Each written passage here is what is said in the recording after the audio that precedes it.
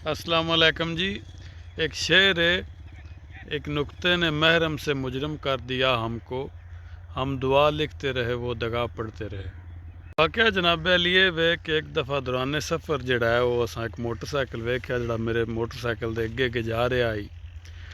और बंदे आन दो सवार ज़ाहरी वज़ाकत जी आई उन्होंने वो तो इंज महसूस होंदे आन जिमें मरासी ने, यानी कि सिरे ते इत्थे उनाज करके एक बड़ी पगड़ी जई उत्तों सिर नंगा ते हत्थे विच जनाब छापां चवां उंगलां विच छापां भी पाईयां।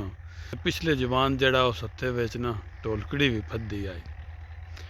अगे अगे मेरे जा रहा तो जिमें आम तुसां वेख्या होना है कि कई लोग जड़े ने खास करके ट्रक्कां वाले जड़े हजरात ने वो अपने ट्रक्कां दे पिछे या मोटरसाइकिलों वाले अजकल खैर डालियां शालियां ते भी बड़ा ट्रेंड चल गया कि आवाम अपने ख्यालात आलिया का इजहार करती है, पिछे मतलब कोई लफज लिखा छड़े या शेर लिखा छड़े। उस स्कूटर ते भी जनाबे अली पिछले ना बत्ती ते कोई लफज एक लिखी आई। बहरहाल मैं वो जिस लफज पढ़िया तो मैं मतलब बड़ा परेशान होया।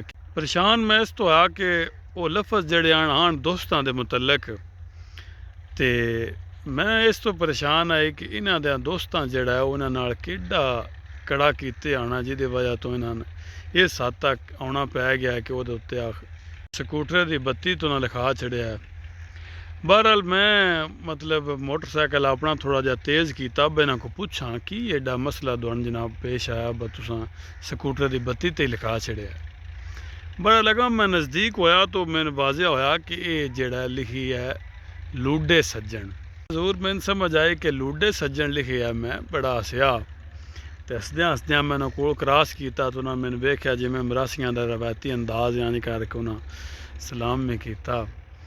तो गल सुनाने का मकसद है हूँ जी गल बिच हास्या मैडा क्यों ये आई कि लूडे जड़ा लफज लिखीते आई वो जी डाल आई वो मतलब ड़े विच तब्दील हो गई है। एक थोड़ा जा दूरों मतलब पढ़े आई ना तो डाल नहीं सी पढ़ींदी और ड़े पढ़ींदी सी।